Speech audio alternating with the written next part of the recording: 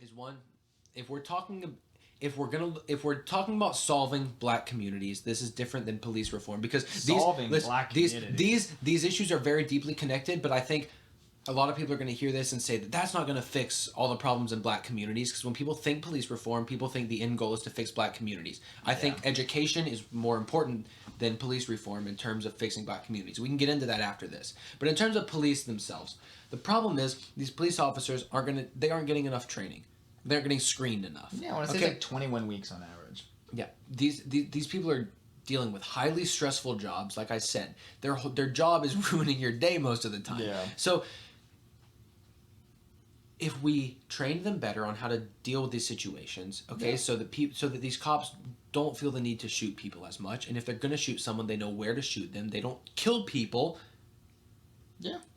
Making it hard for someone to walk by shooting him in the leg is better than killing them. And I feel like a lot of cops... But then again, the idea of shooting somebody is that they've been deemed a legal threat. Or they've been deemed a lethal threat. Yes. So if you're going to shoot somebody, you're not going to do it to just incapacitate them, because at that point, they're still a threat. Okay, so if you are going to shoot, it's to shoot to kill. Okay, let's say Wint told me about a story earlier today.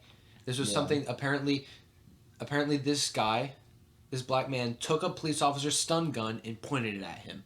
Okay? Yeah. The police officer killed the man. In that circumstance, shoot the man in the leg, make it difficult for him to walk, ideally. Okay? And I don't want to get into that specific case because I want to talk more broadly this time. But I don't know in certain cases, it's way better to I think in general, if you can incapacitate someone, that's better than killing them. Yeah. Period. So that's why I think officer training is important, to teach officers that even if they're in a situation where they fear for their life, they don't necessarily have to kill. Because I think what happens in a lot of these cases is these police officers get scared of their life and they think that this is a good time to kill. And maybe if we could teach them not to do that, that would be better. Also, better screening for police officers. You can't become a police officer unless you can get through all these psychological evaluations to make sure you aren't racist, to make sure you don't have anger problems, to make sure you're not going to get in these situations and freak out. Yeah. Training and screening, I really think, would fix most of our problems with the police. People are always talking about moving money around, moving money from police stations. No. If anything, they may need more money to go through with all this training and all this screening, but what it will lead to is safer communities and police officers that don't feel like they have to hurt people as much because they know how to do their jobs and they know how to handle people better. Yeah, that's one of the reasons I voted for Biden. It was a $300 million investment in I want to say it was the community-oriented policing program. Mm-hmm. Community-oriented policing Do you know system. what specifically that was going to do? It was supposed to help include funds for training and things like that. Okay, yeah, so, that's good. Yeah, that's that was really one good. of the reasons I voted for him. I think that providing more funds for more training is probably a good thing. Yeah, that's definitely we don't want less trained police officers.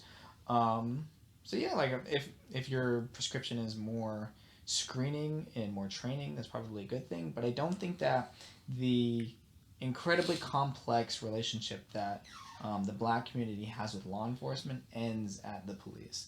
I don't think the conversation ends there. It ends at judges and district attorneys and sentencing. District sentencing is an incredibly important part of the Black Lives Matter movement. The idea that if you're black and you do drugs, you're going to be sentenced so much more longer than if you are white and do the exact same thing. Do you think part of that's I'm just spitballing here? Maybe do you think it's because these people can't afford as good lawyers? Do you think that's possible? Even in and of itself, that's a bad thing. Right. Why are they in a socioeconomic situation in which they cannot afford lawyers? That's just a problem. That's a problem with the legal system. Yeah. So what are the ways that we can But that's the problem, is that in general, people in the black community are going to be poorer than those in the white community, and that's due to a very, very long history of redlining and being disallowed from schools, just due to so many different things, like Jim Crow laws, so many different things. So it's an incredibly complicated conversation, and I think that them being in that socioeconomic situation, that they are in less of a position to hire a good lawyer, that's a problem in and of itself. That is a problem. And that's why I think education first and foremost. Is there anything else specific you wanted to say about police reform other than that? We can get into education. Not that I know of police reform exactly. Nothing that I can think of. Okay, yeah, because I think the thing with education is if we can go into these black communities and teach these people how to make a good living, to teach these people how to deal with cops, to teach these people how to deal with people. Sure, there may be systematic barriers in place to make it more difficult for them, but over time, if we're educating these people, they can these things will go away. These things will go away if we give proper education on how to deal with the legal system, things like that. If we take away this narrative, because this is something that not a lot of people talk about, but this is a generational thing that's passed down through black communities and black families, is to fear white people and to fear the cops, because historically they had to. They didn't have a choice.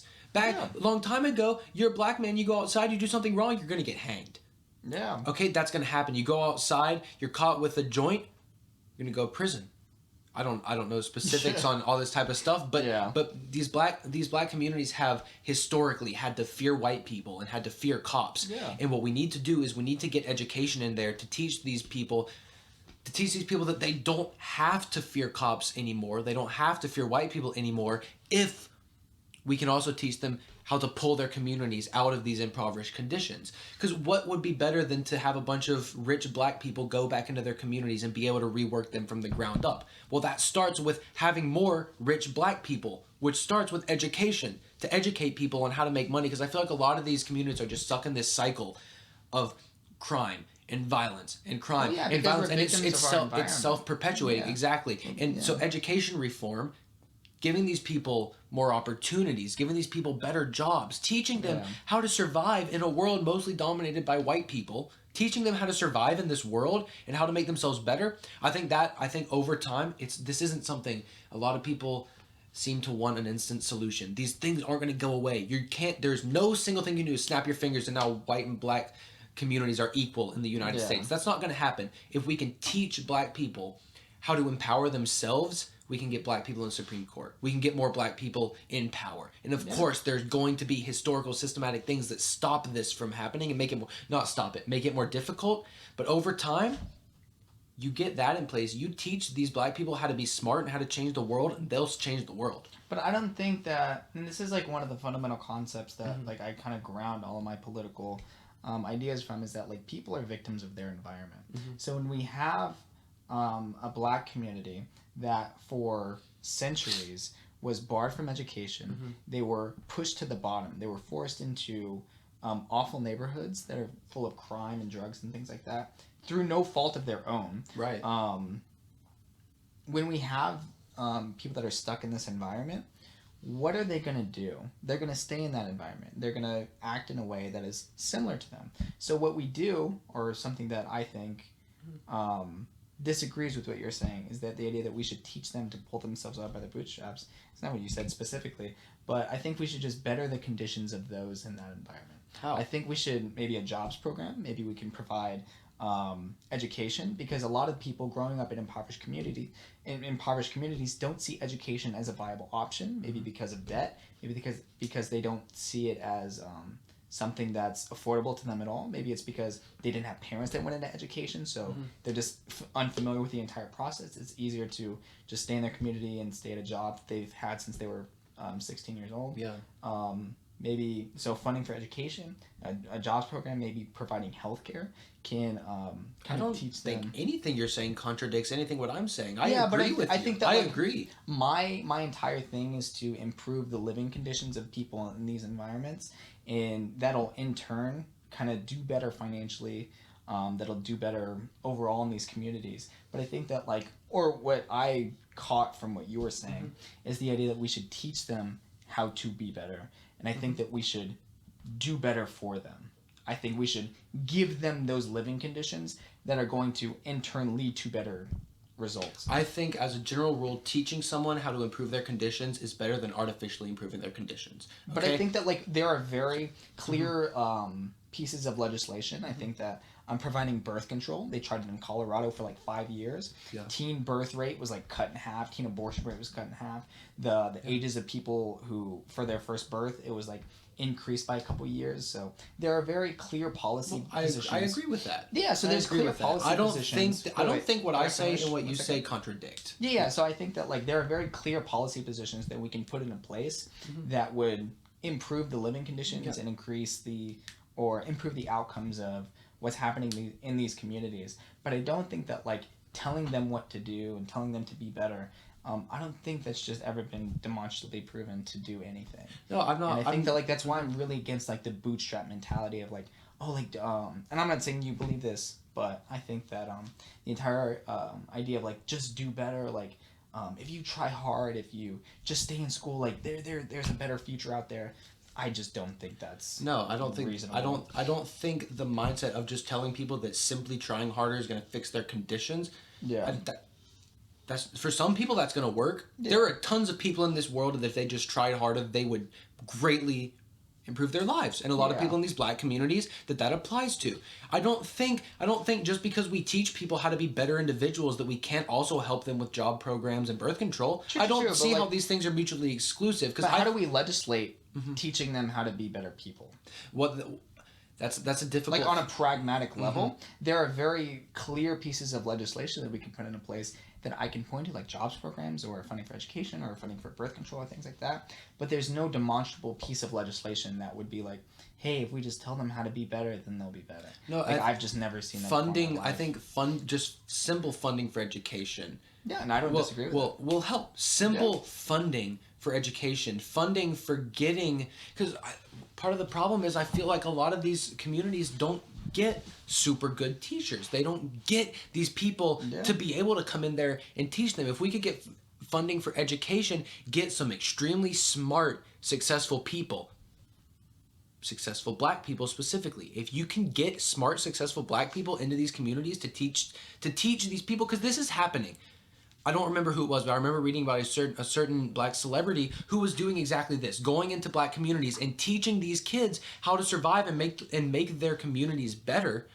Because then if you can do that while also providing birth control, while also providing job programs, now you're building a community to be stronger from the base. If you just come in here and make people's living conditions better, okay, their living conditions are going to go up a little bit. Then what? Yeah, and then the outcomes are better. Then what? Okay, so they birth control, things like this. At the end of the day, people have to know how to become successful. Like we as much as the bootstrap mentality like supposedly doesn't work, if everyone really tried their hardest in certain areas of their life, and if everyone really knew how to better their life to get where they wanted to go, a community will flourish if everyone knows how to do that.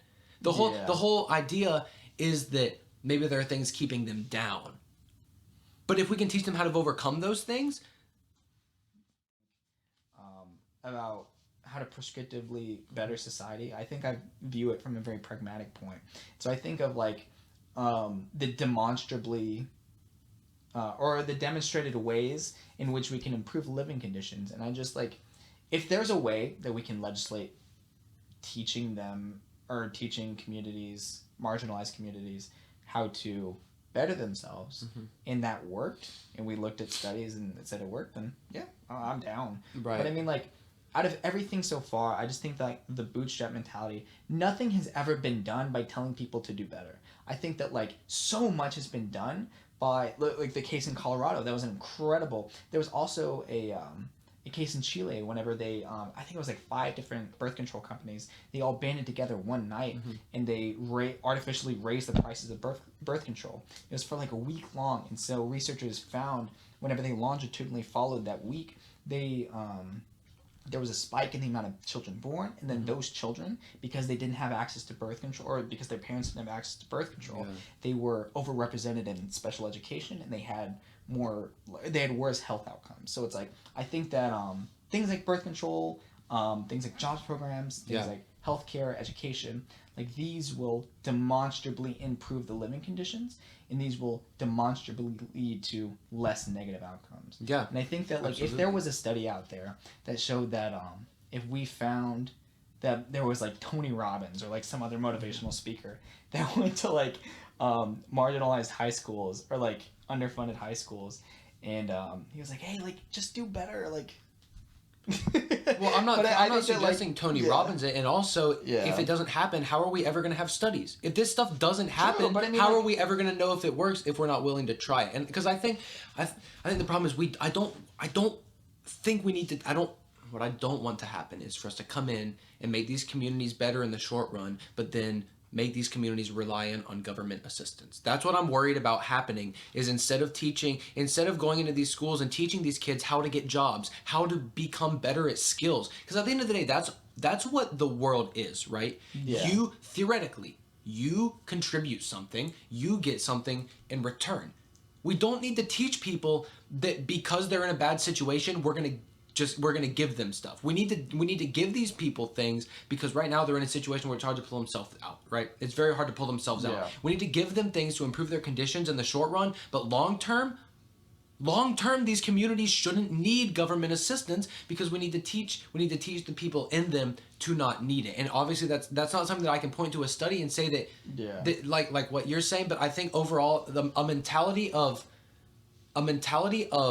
giving communities something needs to be equally matched with a mentality of teaching these communities how to not need help any longer. I mean, I guess so, and we can talk about the long run after we've given these communities the help that they need. Yeah. But I guess, like, the idea that we're scared to make them reliant on government assistance is, to me, a little bit absurd because there were government programs to exclude them from benefits, like the GI Bill. There were soldiers in World War II that went off and fought for this country, but whenever they came back because of their skin color, they were excluded from things like the GI Bill because of their skin color. Right. And so it's like there were government programs specifically set in place to exclude them from benefits. Right. And now that we've taken those away, there should probably be some government programs in place to give them benefits. Yes, I agree. I agree. I guess I'm looking at the long term in advanced. I think what you're saying with these programs, that should happen. I completely agree with everything you've said in terms of what should happen right now. But if we're going to enact something right now, we can't lose sight of what our long-term goal is. Our long-term goal is that black communities don't need any more help than white communities. Long-term, right? Long-term, and if they're doing good for themselves, if they equal. have jobs, if they have healthcare, if they have birth control, if they have education, then they won't need it. Yes. And that's pretty much like what historically like white communities are like. Because like if you look at like me and you, and I know this is anecdotal, but it's like, did you ever have anybody tell you, this is how you keep a job, this is how you go to college, this is how you stay in college? Like I never had anybody tell that to me. Mm-hmm. I had it described to me over time.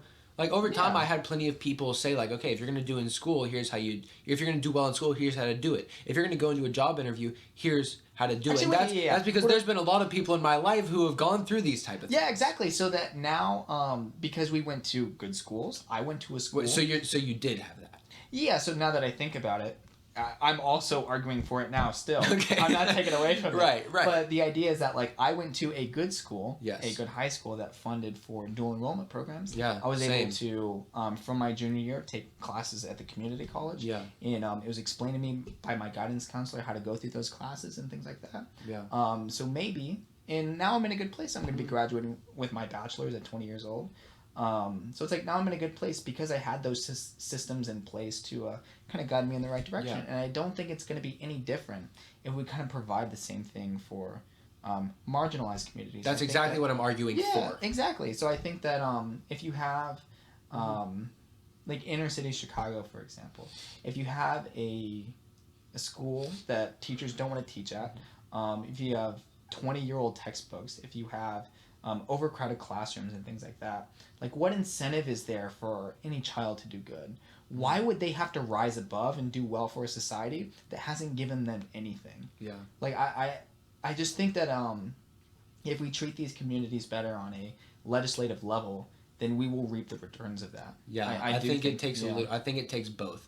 I don't think we can come in and I don't think we can come in and give housing, give birth control, give all these things to these communities without doing what you're saying, which I think. But I think that what you just described is what I'm saying. I think we agree. I think in terms of practical implication, it seems fairly straightforward. Give these people what they need in the moment.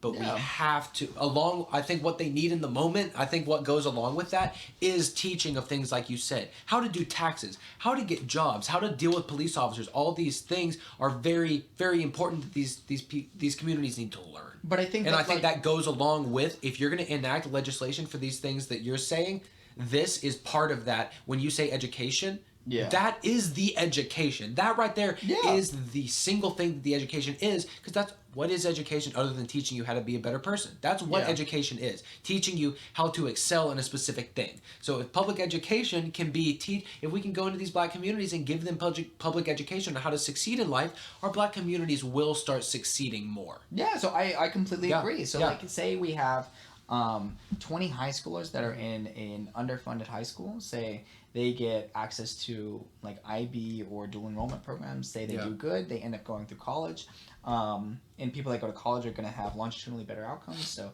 they grow up, they become successful adults, they have kids, and because those kids' parents went through college, they now have that knowledge from their parents to know how to go through college, to have that guidance to go through high school. They have the funds to do better in life, because people that have more money are generally going to do better in life than people that don't have money. So I think that I don't know. I think that like by giving them better living conditions, by legislating things like birth control, education, healthcare, jobs programs, I think that we will longitudinally see better outcomes in general, because the foundation is set in place now. And so for generations to come, they are not in this cycle of crime and impoverishment and things like that. So, and this is where I really would like to get some diversity of people on this podcast, because I would love to be able to sit with a black man from one of these communities and propose this to him and say, how would we implement this in these communities? Because we're looking at this from the perspective of people who grew up in these communities that are very different. So as much as we may think that these things would help, maybe not. Yeah, I completely see to the fact that like I grew up middle class. I grew up white passing. I'm Hispanic, but I'm white passing. Right. I grew up with generally a 2-parent household, generally speaking. Right. So it's like I can't claim to know what. I mean, we grew up under the poverty line for a bit, but I mean, like overall, we've done pretty well for ourselves. Right. But so I can't claim to know what it's like to grow up in poverty my entire life. I can't claim to know what it's like to grow up black, and I can't claim to know what it's like to have like an adversarial relationship with the police. So I completely secede to the fact that this is something that's way out of my field, and this is just something that I've read up on. So. Yeah, same. And I think that's all we can do, right? Yeah, someone in our position, all you can do is read up and listen. Yeah. All you can do is listen. And that's why I love the Brilliant Idiots podcast, because just hearing Charlemagne the God, so many, like I've heard a lot of, like Charlemagne used to be this crazy guy who said all these crazy things, and now listening to him, now the criticisms that I've heard of him are something like, oh, he makes everything about race. He makes everything political. It's like, okay, well, I kind of like hearing how race plays into all these things that I generally wouldn't even think of being racially related, and hearing that a voice of like, okay, well, have you thought about the fact that it's because all these people involved in X thing are white? And I'm like, And that's not to say that those people are racially motivated.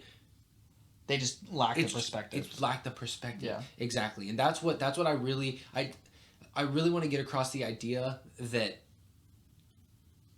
I've seen the idea that we should blame the white population as a whole for what's happening to the black community. And what I think the best thing we can do is to come together and to unite and say, there's a problem, let's fix it. I think if you're putting blame on any group it's not going to make them want to help you. Yeah. To help. So I think all we can say to white people who may not know a lot about these issues is educate yourselves, see how these things may be playing out around you and you don't even notice. And not that everything has to do with race. Everything in this world doesn't have to do with race, but be open to the idea that long-term things, because at the end of the day, slavery happened. White people hang black people in the streets. And if you think that there's not still lingering effects of that today, then I would say look at stuff like we're talking about. Look at our prison system, things like that. And these issues, you can't snap your fingers and make them go away, but all we can do is work for a better future. All we can do is work to help future generations, for these issues to resolve themselves over time. I don't think that like blaming white people or saying that like white people are solely responsible. Like I'll say that, but I don't think it's a core part of any of my arguments. So I think that like that's pretty on point for general leftist messaging or general left messaging Yeah. is the idea that like white people may be responsible for the state that the black community is in today because of slavery, because of Jim Crow laws, because of segregation, because of things like redlining and the pushing of them into vice districts. So yeah, they may be responsible, but I don't think anybody's like, oh, white people, you have to kiss my feet every time you see a black person in the public, you have to say I'm sorry, you have to bow down. I saw one video of something like pretty much just like that, and I was like, oh no, obviously that doesn't represent barely any of the population. I just thought that was funny. Yeah, so like I don't think that's very politically effective. I don't think you'll see Joe Biden or AOC or any prominent Democrat politicians. You know what I will say about that, and I think it's something we have to look at, is when you say something like white people are responsible. And remember earlier in the beginning where I said I think it's more accurate to say the people responsible were white. The reason I say that is because I've heard this. This isn't something just because I've heard it doesn't mean it represents a big portion of the population. But some people feel like the whole movement is anti-white because people say things like that, and people misinterpret what you're saying to be saying that all white people are to blame. And that's not your intent, but what I see is people interpret it that way, and they feel like the Black Lives Matter movement is in some ways an anti-white movement. And that's why I think something as simple as saying white people are to blame is making some people feel marginalized, and that not that that's your fault. These people should look more into what you're saying, but also I think if we can get away from saying that and instead say the people at fault were white, but I think that's a better way to word it, just because you could be scaring off some people that would support this just because you're framing it in a way that makes them think that you're blaming them for it. Yeah, I think messaging on the left is pretty bad. It's I think terrible. All cops are bad. And people are like, well, really? Even my cousin who was a cop? You really think he's bad? It's like, people are like, well, I don't actually mean like all cops. Some people really do mean all cops. Yeah. But if you have to explain what your messaging means, it's probably not doing a great job. Yeah. And I think that's why Trump was like really effective. I think like build the wall, lock her up. These are very easy. Build a wall. What do you want to do? Build a wall? Yeah. It's incredibly easy to understand. Like all cops are bad. It's an incredibly nuanced, complicated conversation about like the adversarial relationship that the black communities had with police historically. But yeah, and I think that people like willfully misinterpret it. But I do think that like we could get a little bit better about messaging. A lot better. I really think. I think if the Democratic Party effectively conveyed their ideas, they would have way more support, especially with what happened with this whole George Floyd thing. I think there was a lot of bad messaging that went on there with Black Lives Matter. With that, I literally just had it in my head. There was a specific phrase that they used to use. Defund the police. That's what it was. This is something I wanted to talk to you about specifically. That's another one. Yeah. Newsflash, Republicans. When they say defund the police, most of them don't mean get rid of the police. Okay? Yeah. What defund the police is the idea of redistribute. Generally, what I've heard, and you can tell me if you if this doesn't sound right to you, but from what I've heard, the whole idea of defund the police is take money out of the police and put it into the communities instead. Right? To help these communities. That's how I've heard it described on podcasts that I've listened to.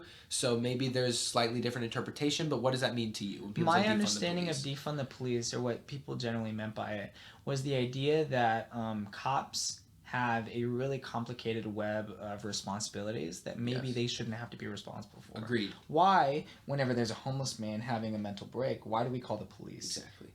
So maybe funding different areas connected to law enforcement that we can rely on instead of police. Someone with a gun. Mental health experts. Yeah, mental health experts, maybe social workers, maybe funding for more training, more de-escalation, stuff like that. So maybe defund the police means more funding for police training. But just the idea of like kind of taking taking some of the responsibilities put onto cops and funding programs to where they do not have to shoulder that responsibility anymore. Yeah, like rework the police. Yeah, reform the police. So there's so many better things you people, could say. Yeah, so whenever we say like defund the police, people are like, oh, like you don't want any police, and it's like, well, no, like that's not what we meant. Yeah. Some people think that. There's some people that say that said abolish the police. That I don't think that wasn't a very popular thing. But what I found happening during that time, and the reason I want to bring this up is because I heard people saying defund the police, and I'm like, what are we talking about? This is absurd. This is absurd. These people have lost their minds. And I started saying these things that we're saying right now. I started thinking, no, why are we defunding them? Let's do all these things. And then eventually I started hearing I started hearing more arguments behind defund the police, and I realized that they were saying the exact same thing I was saying. And I realized that the messaging was really just terrible. And it makes people misinterpret them so much. There's so much more unity than we realize in this country. Seriously. I agree. The extremes dominate most of the conversation, but most people, like, even a lot of this stuff that we've started thinking we disagreed on, we realized that once we talked about it, no, we agree on what should be done. Yeah, like how to prescriptively kind of do better for marginalized communities. I don't think we disagree. Yeah, there's not nearly as much division in this country as things like the media paint it to be, because the problem is, like we were saying earlier with the whole fake news thing, is it's like it just perpetuates this idea of Fox is going to go after defund the police, CNN's going to go after people who don't agree with defund the police. And I don't want to spend this whole podcast talking about fake news, because we've already covered the bases, but it's just another example of that we have to start looking at these things as individuals with beliefs. Groups have beliefs. Let's talk about it instead of taking a group says defund the police and taking that at face value. Let's look into it. Let's not assume anything based off of that. And same thing when people say something like Blue Lives Matter. That doesn't mean they hate black people. It means that what they see is hatred towards cops. That's what these people see, is they see people who hate cops and they want to fight against that. I think I was saying the other day, the timing was terrible, because Black Lives Matter happened, and then they said, and the phrasing with this I think was bad as well. Black Lives Matter, Blue Lives Matter. So when that happened, it seemed like they were downplaying the idea of Black Lives Matter. It seemed like they were downplaying that. And some of them were, because people heard Black Lives Matter and they said, whoa, this is messed up. What do you mean Black Lives Matter? Does my life not matter as a white man? No, that's not what they're saying. Again, it's all messaging, and you have to look at people's intent. So in something like Blue Lives Matter, Blue Lives Matter. Duh. Does cops' lives matter? Does that have to contradict Black Lives Matter? No. Why do these things have to contradict each other? Why can't we get along and say Black Lives Matter, cop lives matter, let's make the world a better place for both of these groups of people? The only thing is that, like, the most devastating part about Black Lives Matter is that as a consequence of being black, something that you had nothing to do with in this country, is the idea that you will be targeted differently, you will be sentenced differently. Based on the color of your skin, you will likely be born into a more impoverished community than if you are white. Right. And that's something that you have no control over. You can't change these things. But the thing about Blue Lives Matter is that you can stop being a cop. You, at the end of the day, chose to be law enforcement.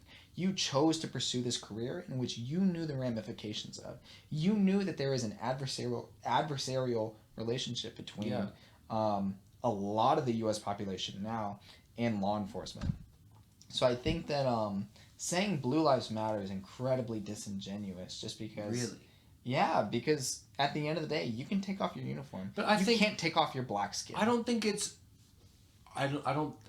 arguing the right direction. We shouldn't be trying to convince cops that because there's tension, they shouldn't be a cop. And not that that's exactly what you're saying, but the idea shouldn't be, oh, well, you can stop being a cop. No, it should be, we need police officers in this country. The last thing we want to do is encourage people not to be cops. Let's fix the problem. I don't think it's right to tell people that, oh, well, you can stop being a cop. Yes, of course you can stop being a cop. You can't stop being black. Yeah. Of course.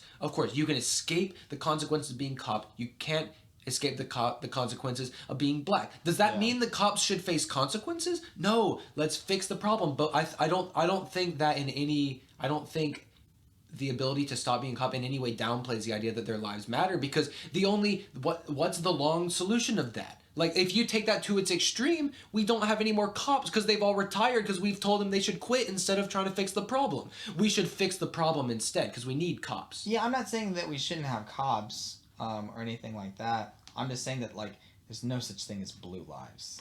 Like, this is incredibly symbolic thing.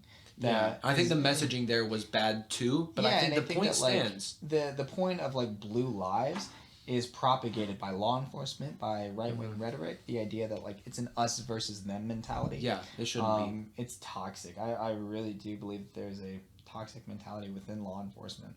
Yeah. Yeah, and that's where I think something like the screening comes through. Let's get rid of if someone's going to have a toxic mindset, if someone's going to be in it for power, get them out. I don't think we disagree here I don't think we do. It's just another thing of messaging.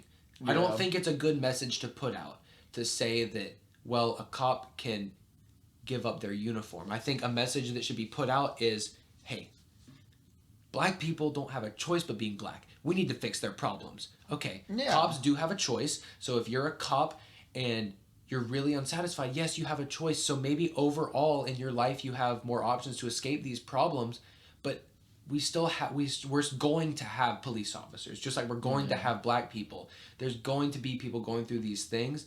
So let's fix the problems. It's all of this. A lot of what I see in today's culture is bad messaging and misinterpretation, disingenuous interpretation, willful and misinterpretation. something specifically is not giving people the benefit of the doubt. We don't. It is so rare to see anyone in mainstream conversation give anyone who disagrees with them the benefit of the doubt on anything. We assume because someone disagrees with us that they must have bad intent in other areas. And I think the message need to be pushed of conversation, of talking, of realizing, like you said, I think we both agree on these things. Yeah, we both agree on these things, and most people would probably agree with a lot of what we're saying right now.